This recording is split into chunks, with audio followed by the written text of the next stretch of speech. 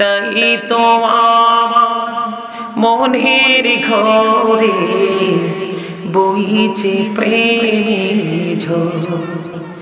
পথচে আছি আমি বলেন, পথচে আছি আমি, কবে দিবা দেখা। এই তো যে সুন্দর নূর নবীজি, নামটি মধুমাখা। পাগল পারা মনটায় আমার কাঁদে রাতে। এই দুনিয়া পাই যদি গো পাব হাসুরিতে। নেই তো কোনো ভাবনা রাসূল বলেন, নেই তো কোনো ভাবনা রাসূল, তুমি যাহার সখা। এই তো যে সুন্দর নূর নবীজি, নামটি মধুমাখা। প্রেমিকী ছিলে হাবশির বেলা, চেহারা তার কালো, হৃদয় জোড়ে ছিল গোড়াসুল তোমার প্রেমের আলো। নবীর প্রেমে ইতিহাসে এই নামটি আছে লেখা। এত যে সুন্দর নূর নবীজি, নামটি মধুমাখা। আল্লাহর হাবিব বলে দিয়েছেন, বন্ধু যে তুমি কি করো তুমি জেনে রাখো, নামাজ হলো জান্নাতের চাবি। প্রেয়ার ইজ দ্য কি টু প্যারাডাইস। নামাজ হলো জান্নাতের চাবি, আর নামাজের চাবি হলো পবিত্রতা। নামাজ হলো সর্বোত্তম জিকির। তুমি যদি পবিত্র হতে না পারো, তাহলে তোমার এই পবিত্র জিকির পর্যন্ত বাতিল হয়ে যাবে। নাউজুবিল্লাহ বলেন। এখন কিন্তু সুবহানাল্লাহ বলা যাবে না। বন্ধুরি আমার দিকে তাকান। বিশেষ করে এখানে যারা এসে যে শীতের অজুহাত দিয়ে জিন্স প্যান্ট পরে আসছে, এই হলো আমরা যারা বর্তমান বাংলাদেশের মুসলমান, আমাদের সবচেয়ে বড় নোংরামি হলো আমরা সবচেয়ে বড় বিপদগ্রস্ত হওয়ার কারণ হলো এই পোশাকটা। আমার দিকে তাকান, দয়া করে ওকে হাসবেন না, আমি হাসির জন্য বলিনি। বুঝে যান, শুনে যান। যদি ভালো লাগে, যদি কারো উপর আল্লাহর রহমত হয়, আগামী কালকে সেটাকে ডিলিট করে দিবেন। বলে হুজুর কেন? আগে মন দিয়ে শুনেন, আমি দলিল ছাড়া কোনো কথা বলি না বন্ধু। আল্লাহর হাবিব বলে দিয়েছেন বুখারী শরীফের মধ্যে যে হাদিস কানা, যেই যুবকের, যেই পুরুষের ইমানদার, কোন বেঈমান কাফের মুনাফিক নয়, যেই ইমানদারের উপর দিক দিয়ে পোশাক থাকবে নাভির নিচে, এটা লুঙ্গি হতে পারে, প্যান্ট হতে পারে, ট্রাউজার হতে পারে। বিশেষ করে বর্তমানে সবচেয়ে অভিশপ্ত প্যান্ট হলো বন্ধু যেটা জিন্স প্যান্ট, যেটাকে ক্রিয়েট করেছেন বেঈমান কাফের মুশরিকরা। আল্লাহর হাবিব বলে দিয়েছেন উপর দিয়ে যার পোশাকটা থাকবে নাভির নিচে, এবং নিচে দিয়ে থাকবে তার পোশাকটা টাকনুর নিচে। এখন যে বর্তমানে যুবকেরা প্যান্টটা পরে, বন্ধুরে আমার, তাদের দেখবেন প্যানে শুধু টাকনুর নিচে না, পায়ের মুড়ার নিচে তাদের প্যান্টটা। তারা কিন্তু দ্বিধায় পড়ছে, কিন্তু এর উপকারিতা কি ক্ষতি কি তারা জানে না। আমার দিকে তাকান, আল্লাহ রাব্বুল আলামিন বলেছেন ইয়া বানি আদম কদ আনজালনা আলাইকুম লিবাসান ইউরি সাওআতিকুম ওয়ারিশান ওয়া লিবাসুত তাকওয়া যালিকা খায়র। আল্লাহ রাব্বুল আলামিন আদম সন্তানকে ডেকে ডেকে বলেছেন, আদম সন্তানের লজ্জাস্থান ঢাকার জন্য আল্লাহ রাব্বুল আলামিন পোশাক দিয়েছেন। কি দিয়েছেন? আপনারা জানেননি পোশাকটা কেন দিয়েছেন আল্লাহ? মানুষকে শুরুতে বলেছিলাম অনেক সুন্দর করে বানিয়েছেন, মন মতো করে বানিয়েছেন, এই জন্য তাদের জন্য বন্ধু সুন্দর পোশাক বানিয়ে দিয়েছেন। আল্লাহর হাবিব বলে দিয়েছেন পৃথিবীর বুকে যে সুখ্যাতির পোশাক পরবে রে, আল্লাহ রাব্বুল আলামিন কাল কিয়ামতের দিন তাকে অভিশপ্ত এবং লানতের পোশাক পরাবে। জোরে জোরে করুন নাউজুবিল্লাহ। আর পৃথিবীর বুকে যেই ব্যক্তি ইসলামের কন্ডিশন মেনে যেই ব্যক্তি পৃথিবীর বুকে পোশাক পরবে, আল্লাহর হাবিব জানিয়ে দিয়েছেন তার সামনে জান্নাতি পোশাক, স্পেশাল পোশাকগুলো আল্লাহ রাব্বুল আলামিন তুলে ধরবেন, সে যেটা নিয়ে যায় সেটাই নিতে পারবে। তাহলে হতভাগা মুসল্লি মসজিদে আছে কিনা, কপাল পরা আছে কিনা, শূন্য আমল নিয়ে যায় সেটা আছে কিনা? তবে ব্যতিক্রম মজার, যারা জিকিরের বেশি পাগল, জিকির বিভিন্ন ভাবে করা যায়। বন্ধুরে আমার, জুমার দিনে যেই ব্যক্তি সবার আগে মসজিদে আসবে এবং সবার পরে বের হবে, আল্লাহর হাবিব বলেছেন মসজিদ থেকে বের হয়ে তার বাড়ি যাইতে যতগুলো কদম লাগবে, কতগুলো কি লাগবে? কদম বলি বা কায়িক, আমরা কি বলি?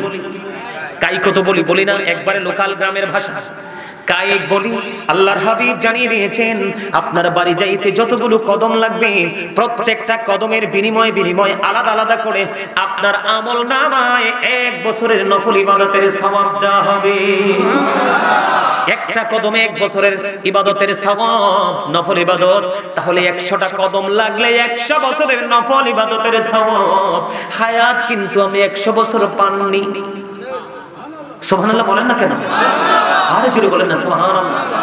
তাহলে এগুলো একটু মাথায় রেখে চলবেন। এবার আসেন যে ওয়াজটা মূলত করার জন্য এসেছিলাম বন্ধু, যেই ওয়াজটা মূলত করার জন্য এসেছিলাম আমি, আজকে পবিত্রতা নিয়ে আলোচনা করব। কারণ বাংলাদেশে অসংখ্য মুসল্লি ডিজিটাল, ও মা কথা কয় না, একবারে দেখতে হ্যান্ডসাম লাগে, একবারে হিরো, কিন্তু বসে তো প্রস্রাব করতে পারে না। দুর্ভাগ্যজনক হলেও সত্য। কথা বলেন না কেন? বুঝেন না কথা? এখন অনেকে রাগ হবে, বলে হুজুর এতক্ষণ লাইনটা তো ভালো ছিল, এখন তো ক্রসিং হয়ে যাচ্ছে। বন্ধু, শত্রুতা করে বলছি না, কাউকে বিহীন করে বলছি না, এসেছি মূলত আপনাদেরকে উপদেশ দেওয়ার জন্য। তোমরা ভিতরে আসো না, এই কুয়াশার মধ্যে খোলা আকাশের নিচে দাঁড়াইছো, অসুস্থ হয়ে যাবা। ভিতরে আসো, আসো আসো, সবাই ভিতরে আসো। একেবারে শেষ প্রান্তে চলে আসছি। আমার দিকে তাকান। আল্লাহ রাব্বুল আলামিন বলেছেন ইন্নাল্লাহা ইউহিব্বুত তাওয়াবিনা ওয়া ইউহিব্বুল মুতাহহিরিন। নিশ্চয়ই আল্লাহ রাব্বুল আলামিন যারা তওবার মাধ্যমে পবিত্র হয় এবং নাপাকি দূর করার মাধ্যমে পবিত্র হয়, আল্লাহ ওদেরকে ভালোবাসে। এটা আল্লাহর কথা।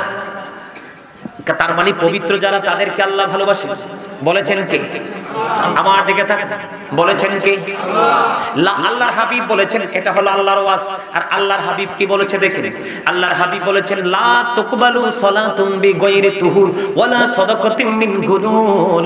আল্লাহর হাবিব বলে দিয়েছেন পবিত্রতা ছাড়া কখনো আমল কবুল হয় না, আর হালাল টাকা না হইলে কখনো দানও কবুল হয় না। আওয়াজ তুলে বলেন না নাউজুবিল্লাহ। তাহলে আমল করার আগে, জিকির করার আগে প্রস্তুতিটা খুব শক্তভাবে নিতে হবে। বর্তমানে আমরা নামাজ পড়ার পরেও মিথ্যা ছাড়তে পারি না, নামাজ পড়ার পরেও সুদ ছাড়তে পারি না, নামাজ পড়ার পরেও মা বাবার কলিজায় আগুন দেওয়া অন্ধনী, নামাজ পড়ার পরেও সামাজিক অস্থিতিশীল অশান্তি বন্ধু বিরাজমান আছে, আছে না নাই? সমস্যাটা কোথায় লুকায়িত? আল্লাহ না বলেছেন ইন্না সালাতা তানহা আনিল ফাহশাই ওয়াল মুনকার, নামাজ মানুষকে খারাপ কাজ থেকে বাঁচিয়ে রাখে। হাদিস শরীফের মধ্যে রাসূল বলেছেন সালাতুল খামস ওয়াল জুমআতু ইলাল জুমআ ওয়া রমাদানু ইলা রমাদান মুকাফফিরাতুল লিমা বাইনাহুন্না ইযা ইসতুনিবাতুল কাবাইর। আল্লাহর হাবিব বলেছেন যিনি 5 ওয়াক্ত নামাজ পড়বে, এক জুমা থেকে আরেক জুমা যথাযথভাবে আদায় করবে, এক রমজান থেকে আরেক রমজান যথাযথভাবে আদায় করবে, সব গুনার কাফারা হয়ে যাবে রে, যদি ইচ্ছে করে সে কবিরা গুনাহ থেকে বেঁচে থাকতে পারে। ওয়াজ মজা পান না? কার কার কাছে ভালো লাগে? সবার কাছে ভালো। আলহামদুলিল্লাহ বলেন। আপনারা একটু মাঝে মাঝে একটু সাড়া দিবেন না? ইয়া বিসমিল্লাহ। জিন্দাবাদ জিন্দাবাদ। আমাদের ডাক্তার সাহেব ঠিক আছে,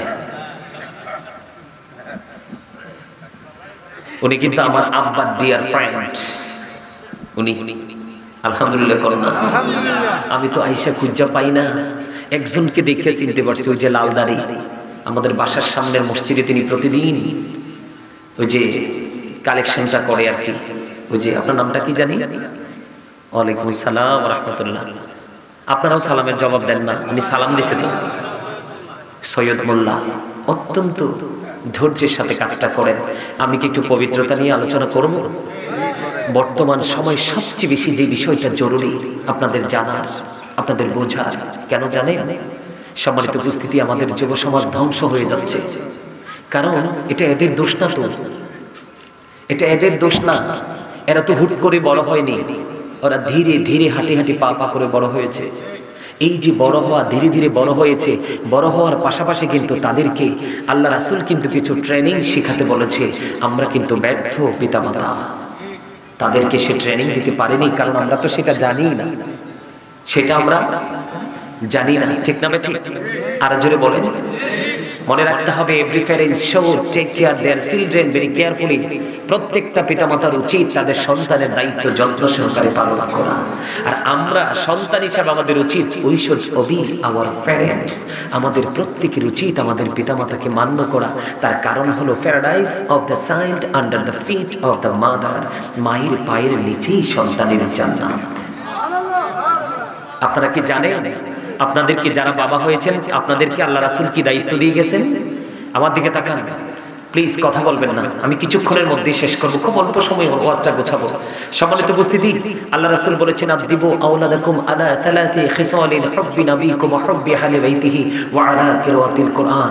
রাসূল বলেছেন, তোমরা তোমাদের সন্তানদেরকে তিনটি বিষয় শেখাও। কয়টি বিষয়? একটা হলো হুব্বি নাবিকুম, teach the love of the prophet, নবীর প্রেম। দুই নম্বর হচ্ছে হুব্বি আহলি বাইতিহি, টিচ ফ্যামিলি লাভ, নবীর আহলে বাইতের ভালোবাসা, কারণ এই ভালোবাসাটাও শিখা ফরজ, এটা ঈমান। এরপরে বলেছেন আলা কিরাতিল কুরআন, কোরআন তেলাওয়াত শিখাও। আগে তুমি ঈমানের ট্রেনিং দাও, তারপরে তুমি কি করো? কোরআন তেলাওয়াত শিখাও। কারণ Allah is all in all, follow his law and light for eternal success. Allah সব, কিন্তু তারপরে আল্লাহ রাব্বুল আলামিন আমাদের জন্য দুইটা জিনিস ইনশিওর করে দিয়েছেন। একটা হলো ল, আর একটা হলো এন্ড লাইট। ল হলো আল্লাহর কোরআন, দা ভেরি কোরআন। সুবহানাল্লাহ বলেন না? আর দুই নাম্বারটা হলো লাইট। মানে কি? লাইট হলো ইংলিশ শব্দ, বাংলাতে এটাকে বলা হয় আলো, আরবিতে বলা হয় নূর। এই নূরটা হলো আল্লাহর প্রিয় হাবিব সরকারে মদিনা। কারণ নবীর মধ্যেই সকল আদর্শ আছে। আপনি নবীকে ফলো করেন, সব খুঁজে পাবেন। নবীকে ছাড়লেই কিন্তু আপনি অনেক দূরে চলে যাবেন। বন্ধুরে আমার, পবিত্রতা নিয়ে একটুখানি কথা বলতে চাই। বন্ধু, আল্লাহর হাবিব বলে দিয়েছেন, লা তুকবালু সালাতুম বিগাইরি তুহুর ওয়ালা সাদাকাতুম মিন গুলুল। পবিত্রতা ছাড়া ইবাদত কবুল হয় না, এবং হালাল টাকা না হইলে দানও কবুল হয় না। হাদিস শরীফ শুধু এখানেই থেমে থাকিনি, আপনারা সবাই জানেন মিফতাহুল জান্নাতিস সালাতু ওয়া মিফতাহুস সালাতিত তুহুর। জান্নাতের চাবি হলো নামাজ, আর নামাজের চাবি হলো পবিত্রতা। আমার ওয়াজ কি আপনাদের ব্রেনে ঢুকাচ্ছেন? যদি ঢুকাতে পারেন, আমার মনে হয় জীবনে আর কোনোদিন ওয়াজের প্রয়োজন হবে না, কোনোদিন আর ওয়াজের প্রয়োজন হবে না। জুম্মার দিনে দেখি মুসল্লিদের অবস্থা, আফসোস করে করে সময়টাকে অতিবাহিত করি। হায়রে আফসোস, নামাজ পড়ার পরেও কিন্তু তুমি গ্রহণযোগ্য নও, কারণ তোমার মধ্যে যথেষ্ট উদাসীনতা দেখা যায়। আল্লাহর হাবিব বলে দিয়েছেন, বন্ধু যে তুমি কি করো তুমি জেনে রাখো, নামাজ হলো জান্নাতের চাবি। প্রেয়ার ইজ দ্য কি টু প্যারাডাইস। নামাজ হলো জান্নাতের চাবি, আর নামাজের চাবি হলো পবিত্রতা।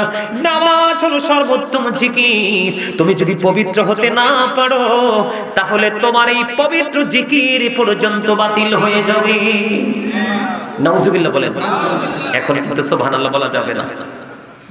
বন্ধুরি আমার দিকে তাকান, বিশেষ করে এখানে যারা এসে যে শীতের অজুহাত দিয়ে জিন্স প্যান্ট পরে আসছে, এই হলো আমরা যারা বর্তমান বাংলাদেশের মুসলমান, আমাদের সবচেয়ে বড় নোংরামি হলো আমরা সবচেয়ে বড় বিপদগ্রস্ত হওয়ার কারণ হলো এই পোশাকটা। আমার দিকে তাকান, দয়া করে ওকে হাসবেন না, আমি হাসির জন্য বলিনি। বুঝে যান, শুনে যান, যদি ভালো লাগে, যদি কারো উপর আল্লাহ রহমত হয় আগামী কালকে সেটাকে ডিলিট করে দিবেন। বলে হুজুর কেন? আগে মন দিয়ে শোনেন, আমি দলিল ছাড়া কোনো কথা বলি না বন্ধু। আল্লাহর হাবিব বলে দিয়েছেন, বুখারী শরীফের মধ্যে এসেছে হাদিস কানা, যেই যুবকের, যেই পুরুষের ইমানদার, কোন বেঈমান কাফের মুনাফিক নয়, যেই ইমানদারের উপর দিক দিয়ে পোশাক থাকবে নাভির নিচে, এটা লুঙ্গি হতে পারে, প্যান্ট হতে পারে, ট্রাউজার হতে পারে, বিশেষ করে বর্তমানে সবচেয়ে অভিশপ্ত প্যান্ট হলো বন্ধু যেটা জিন্স প্যান্ট, যেটাকে ক্রিয়েট করেছেন বেঈমান কাফের মুশরিকেরা। আল্লাহর হাবিব বলে দিয়েছেন, উপর দিয়ে যার পোশাকটা থাকবে নাভির নিচে এবং নিচে দিয়ে থাকবে তার পোশাকটা টাকনুর নিচে। এখন যে বর্তমানে যুবকেরা প্যান্টটা পরে, বন্ধুরে আমার, তাদের দেখবেন প্যানে শুধু টাকনুর নিচে না, পায়ের মুড়ার নিচে তাদের প্যান্টটা। তারা কিন্তু দ্বিধায় পড়ছে, কিন্তু এর উপকারিতা কি ক্ষতি কি তারা জানে না। আমার দিকে তাকান, আল্লাহ রাব্বুল আলামিন বলেছেন, ইয়া বানি আদম কদ আনজালনা আলাইকুম লিবাসান ইউরি সাওআতিকুম ওয়ারিশান ওয়া লিবাসুত তাকওয়া যালিকা খায়র। আল্লাহ রাব্বুল আলামিন আদম সন্তানকে ডেকে ডেকে বলেছেন, আদম সন্তানের লজ্জাস্থান ঢাকার জন্য আল্লাহ রাব্বুল আলামিন পোশাক দিয়েছেন। কি দিয়েছেন? আপনারা জানেননি পোশাকটা কেন দিয়েছেন আল্লাহ? মানুষকে শুরুতে বলেছিলাম অনেক সুন্দর করে বানিয়েছেন, মন মতো করে বানিয়েছেন, এই জন্য তাদের জন্য বন্ধু সুন্দর পোশাক বানিয়ে দিয়েছেন। আল্লাহর হাবিব বলে দিয়েছেন, পৃথিবীর বুকে যে সুখ্যাতির পোশাক পরবে রে, আল্লাহ রাব্বুল আলামিন কাল কিয়ামতের দিন তাকে অভিশপ্ত এবং লানতের পোশাক পরাবে। জোরে জোরে করুন নাউজুবিল্লাহ। আর পৃথিবীর বুকে যেই ব্যক্তি ইসলামের কন্ডিশন মেনে যেই ব্যক্তি পৃথিবীর বুকে পোশাক পরবে, আল্লাহর হাবিব জানিয়ে দিয়েছেন তার সামনে জান্নাতি পোশাক, স্পেশাল পোশাকগুলো আল্লাহ রাব্বুল আলামিন তুলে ধরবেন, সে যেটা মন চায় সেটাই নিতে পারবে। জোরে জোরে বলেন না সুবহানাল্লাহ। এর মধ্যে সবচেয়ে বড় পোশাকের যেই সবচেয়ে বড় ভয়ঙ্কর জায়গাটা হলো, আল্লাহ বলেছেন লিবাসুত তাকওয়া যালিকা খায়র।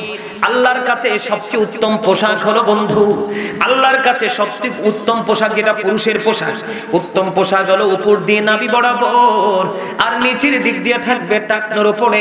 এই পোশাক হলো আল্লাহর মনোনীত পোশাক। আপনি যদি উপর দিয়ে নাভির নিচে চলে যায়, নিচে দিয়ে টাকনোর উপরে চলে যায় বন্ধু, এই পোশাক আপনাকে জাহান্নাম পর্যন্ত পৌঁছে দেবে। এই নামাজ পড়ে, এই পোশাক পরে আপনি নামাজ পড়লে আল্লাহর দরবারে নামাজ কবুল হবে না। জোরে জোরে বলেন না নাউজুবিল্লাহ। আমার দিকে তাকান, কিছু বলবেন? না না। আল্লাহ রাব্বুল আলামিন তিন শ্রেণীর মানুষের সাথে কাল কিয়ামতের দিন কোনো কথা বলবে না। কয় শ্রেণীর? এক শ্রেণীর মানুষ হলো বন্ধু যারা অহংকার করে করে টাকনুর নিচে ঝুলিয়ে ঝুলিয়ে পোশাক পরে, এবার এটা লুঙ্গি হোক, প্যান্ট হোক, পায়জামা হোক, ট্রাউজার হোক। দুই নাম্বার হলো যারা ব্যবসার মাধ্যমে মানুষকে ঠকায়, মিথ্যা কথা বলে বলে যেই কোনো ব্যবসায়িক হোক কাস্টমার থেকে টাকা হাতিয়ে নিয়ে জুলুম করে, আছে না নাই? তিন নাম্বার হলো আমাদের সমাজের মধ্যে এমন কিছু দরদি মানুষ আছে, মানুষ বিপদে পড়লে উপকার করে, সুযোগ পাইলে আবার তাকে খোঁটা দিয়ে কষ্ট দেয়। এই তিন শ্রেণীর মানুষ, এর মধ্যে সবচেয়ে ভয়ঙ্কর হলো বন্ধু এই পোশাক।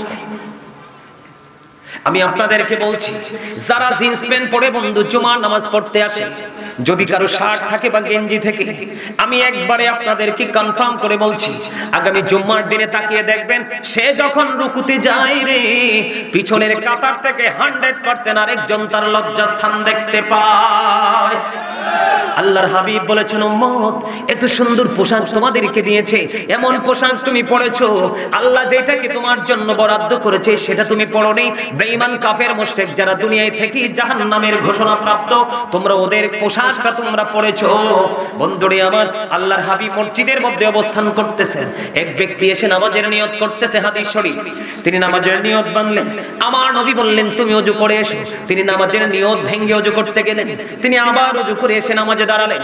আল্লাহর হাবিব আবার তাকে নামাজ ওযু করতে পাঠালেন, তিনি আবার নামাজের নিয়ত বেঁধে ভেঙে তিনি ওযু করতে গেলেন। তৃতীয়বার আরেকজন প্রশ্ন করলেন, ইয়া রাসূলুল্লাহ, ইয়া হাবিবাল্লাহ, নবী গো, ও প্রাণের নবী, আপনি বারবার তাকে বলছেন ওযু করার জন্য, কেন গো নবী? আমার নবী বলেছেন, এই কারণে বলেছি, সে কিয়ামত পর্যন্ত নামাজ পড়তে পারবে, তার নামাজ আল্লাহর দরবারে কবুল হবে না। কারণ একজন ইমানদার হিসাবে তার জন্য যে পোশাকের কন্ডিশন দিয়েছে, শর্ত দিয়েছে ইসলাম, কোরআন এবং হাদিস, এটা সে মোটেও তোয়াক্কা করেনি, নিজে নিজেই অহংকার করে করে সেই পোশাক পরেছে।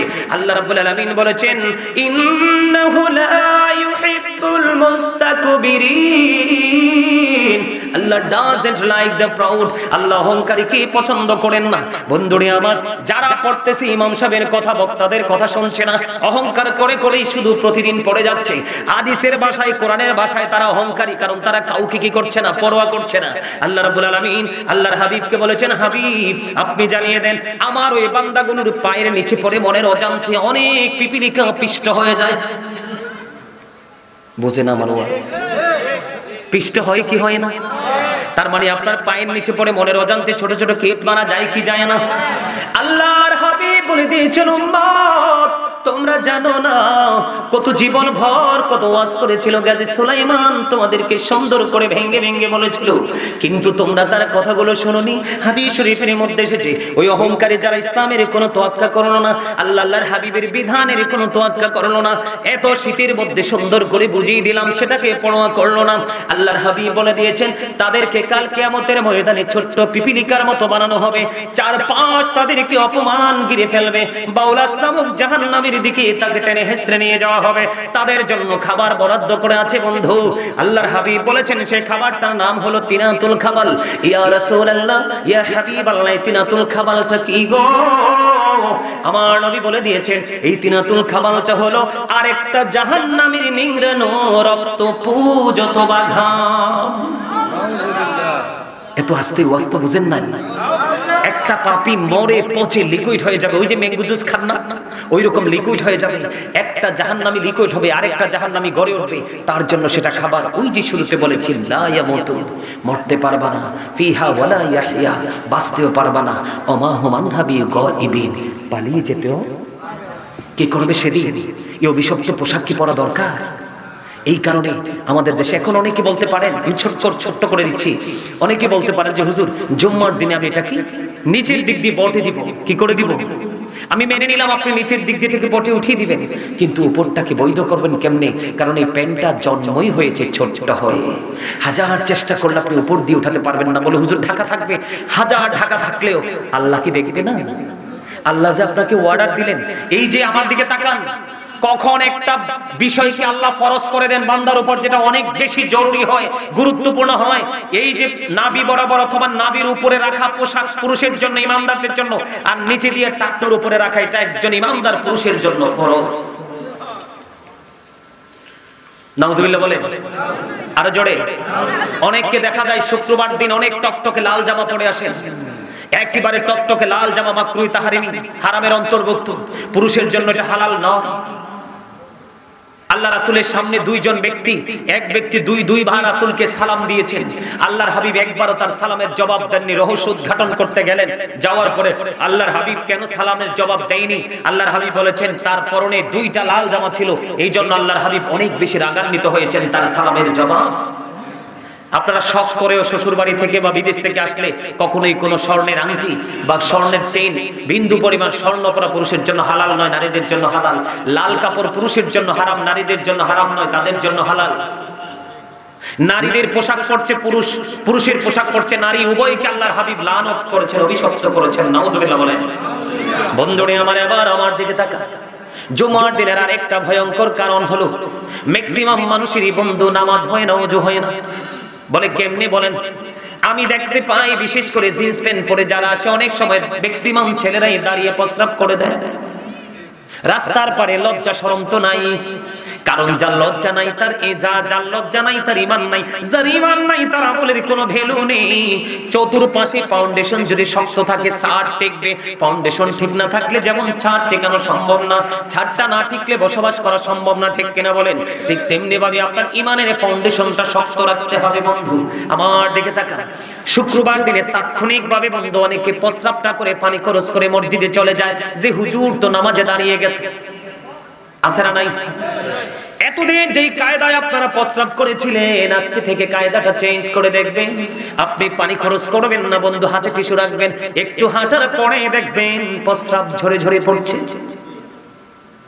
যার বন্ধু প্রস্রাব করার পরে 100% পবিত্র হতে পারবে না, তার নামাজ আল্লাহর দরবারে কবুল হবে না। যেমন আমি আপনাদেরকে যদি एग्जांपल দেই, সাদ বিন মুআজ রাদিয়াল্লাহু তাআলা আনহুর ইন্তেকালের পরে আমার নবী সাহাবায়ে কেরামদেরকে নিয়ে তার কবরের পাশে গিয়ে দোয়া করতে থাকলেন। ইয়া রাসূলুল্লাহ, তার কবরের পাশে এসে দোয়া করার কারণ কি, তাসবিহ তাহলিল পাঠ করার কারণ কি?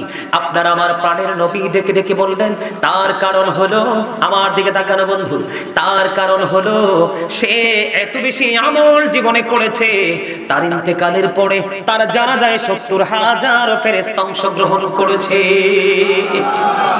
ইয়া রাসূলুল্লাহ, ইয়া হাবিবাল্লাহ, নবী গো, ও প্রাণের নবী, তারপরেও তার কবরের পাশে দাঁড়িয়ে দাঁড়িয়ে তাসবিহ তাহলিল কেন গো? আমার নবী বলেছেন সে প্রস্রাব করার পরে পবিত্রতার উপর তার খেয়াল কম ছিল, এই কারণে তার কবরের আযাব হওয়ার সম্ভাবনা রয়েছে। আমি নবীর জন্য সাহাবায়ে কেরামদেরকে নিয়ে তাকে দোয়া করে দিলাম, আল্লাহ তার কবর আযাব বন্ধ করে দেয়। আমার এই কথাই হাদিস শরীফ থেকে কি কিছু বুঝতে পারছেন? আপনি নামাজি হয়েছেন ঠিকই, কিন্তু প্রস্রাব করার পরে যদি পবিত্র হতে না পারেন আপনি কখনোই কি হতে পারবেন না, নামাজ আল্লাহ পর্যন্ত পৌঁছাতে পারবেন না বন্ধু। এবার আসেন এই যে ওযু করতে যান, অনেক সময় দেখা যায় বন্ধু মসজিদের ট্যাপটা ছেড়ে দিয়ে 5 থেকে 10 লিটার পানি পর্যন্ত একজনে খুলে দেয়, ছেড়ে দেয়, আছে না নাই? আমার দিকে দেখেন, অনেক সমস্যা আমাদের মাঝে, কারণ এগুলোর তোয়াক্কা আমরা করছি না, নিজের মতো করে চলছি। হযরতে সাদ রাদিয়াল্লাহু তাআলা আনহু যখন ওযু করতেছেন, আমার নবী বললেন অপচয় করো না, অপচয় করো না। ইয়া রাসূলুল্লাহ, ওযুতেও কি অপচয় আছে? আমার নবী বললেন যদি তুমি সমুদ্রের কিনারায় যদি ওযু করো তারপরেও তুমি অপচয় করিও না। তার মানে কি, তুমি যদি নদীর কিনারায় বসে নদীর পানি দিয়েও যদি তুমি ওযু করো তারপরেও পানি তুমি অপচয়? বলে হুজুর তার মানেটা কি? আল্লাহর হাবিব ওযু করেছেন মাত্র 1 লিটার পানি দিয়ে, সুবহানাল্লাহ বলেন না। গোসল করেছেন মাত্র 4 লিটার পানি দিয়ে। আমরা এত বেশি পানি অপচয় করি ওযু এবং গোসলের ক্ষেত্রে, সেটার জবাব আল্লাহর দরবারে দিতে হবে বন্ধু। আপনি যদি যথা নিয়মে রাসূলের দেখানো পদ্ধতিতে আপনি ওযু করতে পারেন, নামাজ পড়তে পারেন, আপনার জীবনের গুনাহ বন্ধু আল্লাহ মাফ করে দিবে। আর জোরে কন্না সুবহানাল্লাহ, আরেকটু মহব্বতে পড়ুন। আপনি আল্লাহ রাসূলের দেখানো পদ্ধতিতে যদি ওযু করতে পারেন, নামাজ পড়তে পারেন, আর যদি সাক্ষী দিতে পারেন লা ইলাহা ইল্লাল্লাহ, আল্লাহ ছাড়া কোনো মাবুদ নেই, তিনি এক, এই সাক্ষী যদি দিতে পারেন মুহাম্মদ রাসূলুল্লাহ সাল্লাল্লাহু আলাইহি ওয়াসাল্লাম আল্লাহর প্রিয় বান্দা এবং রাসূল, এই সাক্ষী যদি আপনি দিতে পারেন যথাযথ নিয়মে ওযু করে নামাজ পড়ে, আল্লাহর হাবিব বলে দিয়েছেন ওই পবিত্র নিয়মে যে ব্যক্তিকে আল্লাহ রাসূল যে সিস্টেমটা শিখিয়ে দিয়েছেন ওইভাবে যদি সে ওযু করতে পারে রে, তার জন্য 8টা জান্নাতের দরজায় কাল কিয়ামতের দিন খোলা থাকবে, সে যেটা দিয়ে মন চায় সেটা দিয়ে ঢুকতে পারবে। তাহলে আয়েশা হুট করে প্রস্রাব করে মসজিদে ঢুকবেন নাকি একটু ধীরে আস্তে একটু ব্যায়াম করে এক্সারসাইজ করে ভালো করে আপনি যখন মনে করবেন যে না আমার আর প্রস্রাব আসার কোনো সম্ভাবনা নেই, তখন আপনার নামাজ 2 রাকাত 1 রাকাত চলে গেছে, অসুবিধা নাই। 3-4 রাকাত নামাজের সময় শুধু জুমার দিন না, শুধু অন্য সময় ধরেন 3 রাকাত নামাজ চলে গেছে, চলে যাক। আপনি যদি আখিরি বৈঠকে যে যুক্ত হতে পারেন তারপরে জামাতের সওয়াব পাবেন, কিন্তু আপনি অপবিত্র অবস্থায় যদি প্রথম রাকাত থেকে যুক্ত হন আপনার এই নামাজ আপনাকে কোনো ফল দিতে পারবে না। হুজুর হুজুর কন্না সুবহানাল্লাহ, আর জোরে বলেন না সুবহানাল্লাহ। তাহলে ওযুটা সুন্দর করে করার দরকার আছে না নাই? বন্ধুরে আমার নবী গেলেন মেরাজে, হযরতে বেলাল পৃথিবীর জমিনে আমার নবী জান্নাতের দিকে নজর দিয়ে চাইয়া দেখলেন হযরতে বেলালের কদমের ছাপ দেখা যায় জান্নাতে। আমার নবী আশ্চর্য হয়ে গেল, ব্যাপার কি রে? বেলাল তো এখনো ইন্তেকাল করেনি, জান্নাতের মধ্যে বেলালের কদমের ছাপ, পায়ের ছাপ আমি দেখতে পাইলাম। নবীজি মেরাজের কার্যক্রম সম্পন্ন করে পৃথিবীর বুকে কদম বাড়িয়ে দিলেন। হযরত বেলালকে প্রশ্ন করলেন, বেলাল রে বলে দে না তোর জীবনে কি এমন আমল করেছো রে বেলাল? তোমার জীবনে কি এমন আমল করেছো যে আমলের কারণে তোমার মর্যাদা এত বেশি বৃদ্ধি হয়েছে? আমি বেলাল জান্নাতে তোমার কদমের ছাপ দেখেছি। এবার বেলাল একটা ডাক দিয়ে বললেন, ইয়া রাসূলুল্লাহ, ইয়া হাবিবাল্লাহ, নবী গো, আমার জীবনে সবচেয়ে বড় গুরুত্বপূর্ণ ইবাদত হলো আমি অত্যন্ত গুরুত্ব দিয়ে পবিত্র হই। আল্লাহ যারা তাওবা করে এবং পবিত্র থাকে আল্লাহ তাদেরকে অনেক বেশি পছন্দ করেন। অনেক আলোচনা হয়েছে, আর আলোচনা করব না। সম্মানিত উপস্থিতি, মিলাদ করতে হবে, কিয়াম করতে হবে। এখান থেকে আমার অনেক গরম লাগতেছে। গজল, এরা তো ভেরি উইক, দুর্বল, গাইতে পারে না। সন্দেশ এক গান কইতে আমার লোকে সুর দিতে পারবে? একটু গাইব। পাইলে নিরালায় গো নবী, পাইলে নিরালায়, পাইলে নিরালায় গো নবী,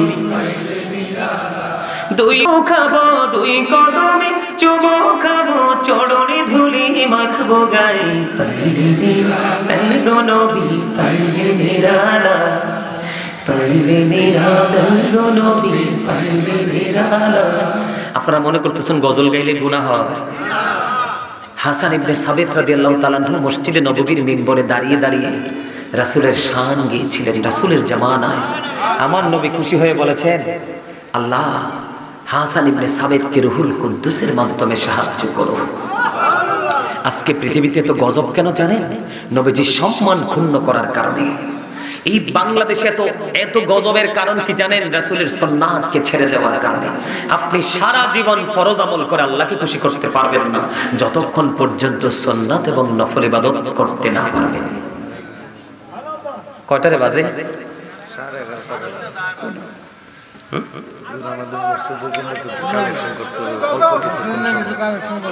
আমার লেখা একটা গজল গাই যে জি ইনশাআল্লাহ। হ্যাঁ, আমার লেখা, আমার সুর। আমি কিন্তু একজন রাইটার, আমার কাছে গজলের অভাব নাই। আপনারা শুরু থেকেই দেখছি দুর্বল। আপনারা কিন্তু আমার মামুর দেশের মানুষ, এটা জানেননি? আমার মামার বাড়ি কিন্তু রাশিয়া প্রেসিডেন্ট বাড়ি। আপনাদের এলাকার এখন 22 চেয়ারম্যান আছে না, রোকসানা? জি, 22 চেয়ারম্যান আছেনি? জি জি, ওনাকে রেখা হিসাবে সবাই চিনে। উনি কিন্তু আমার খালা। জি, একেবারে খালা, যেটাকে আপনার ফালানোর কোনো সুযোগ নেই। আমার মায়ের ছোট বোন খালা। আসলে আমার মামার বাড়ির একটা ঐতিহ্য আছে, কখনো চেয়ারম্যান, কখনো মেম্বার। রতন ভাইটা তো অসুস্থ হয়ে গেল, উনি অনেক চেষ্টা করেছেন ভালো কোনো পজিশনে যাওয়ার জন্য। তো আমার খালা আমার মামার বাড়ির যে পুরনো ঐতিহ্যটা ধরে রাখছে, বুঝছেন নি?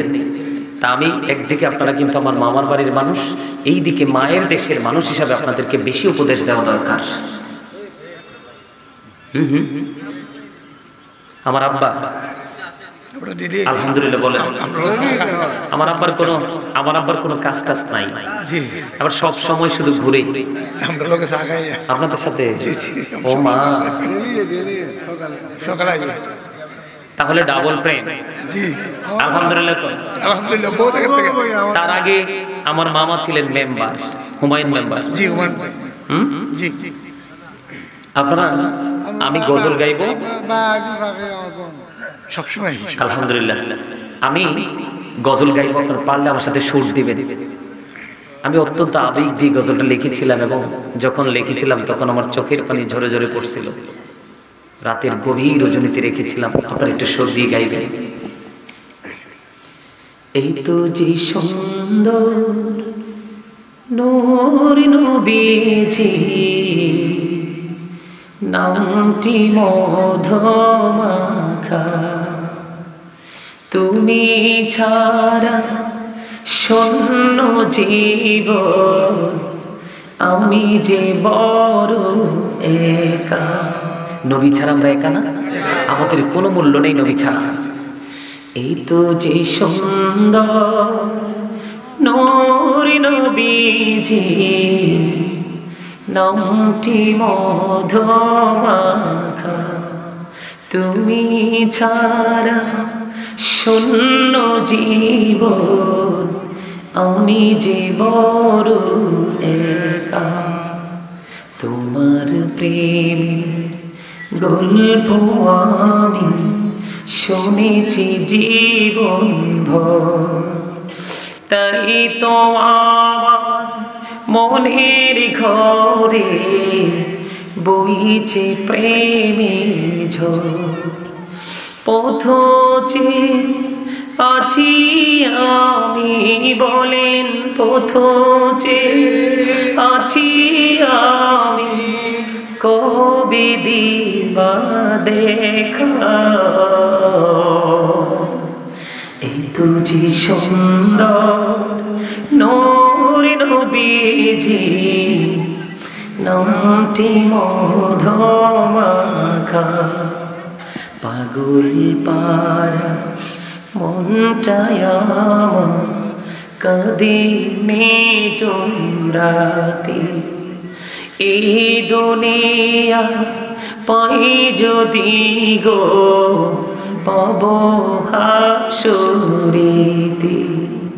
নেই তো কোনো ভাবনা রাসূল বলেন নেই তো কোনো ভাবনা রাসূল তুমি যাহার সখা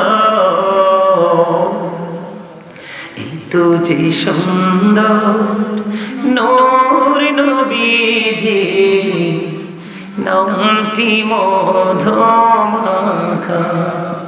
প্রেমিকী ছিলেন হাবশীর বেলা চেহারা তার কালো হৃদয় জোড়ে ছিল গো রাসূল তোমার প্রেমের আলো নবীর প্রেমে ইতিহাসে এই নামটি আছে লেখা এই তো যে সুন্দর নূর নবীজি নামটি মধুমাখা তুমি ছাড়া শূন্য জীব আমি যে বড় একা পথে আছি আমি বলেন পথে আছি আমি কবে দিবা দেখা এই তো যে সুন্দর নূর নবীজি নামটি মধুমাখা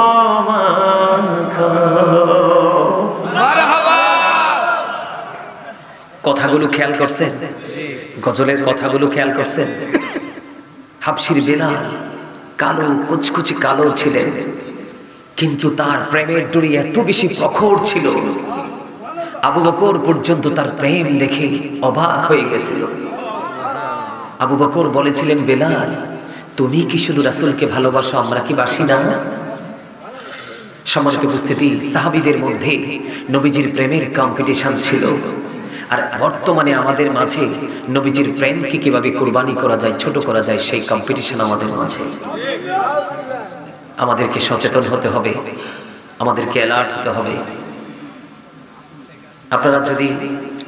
আপনারা যদি বিভিন্ন বিষয় নিয়ে আলোচনা শুনতে চান অনলাইন থেকে আলোচনা শুনবেন বিভিন্ন বিষয় ভিত্তিক আলোচনা করে রেখেছি আজকে অনেক কথা বলার জন্য এসেছিলাম অনেক কথা বলেও ফেলেছি আরো বিষয় বাকি আছে তাও নিয়ে একটু আলোচনা করতে চেয়েছিলাম কিন্তু করব না আপনার কারণ এগুলো অনলাইনে আছে আপনারা চাইলে ওখান থেকে কালেক্ট করতে পারবেন অনেক সময় হয়েছে আবার ওনারা বলতেছেন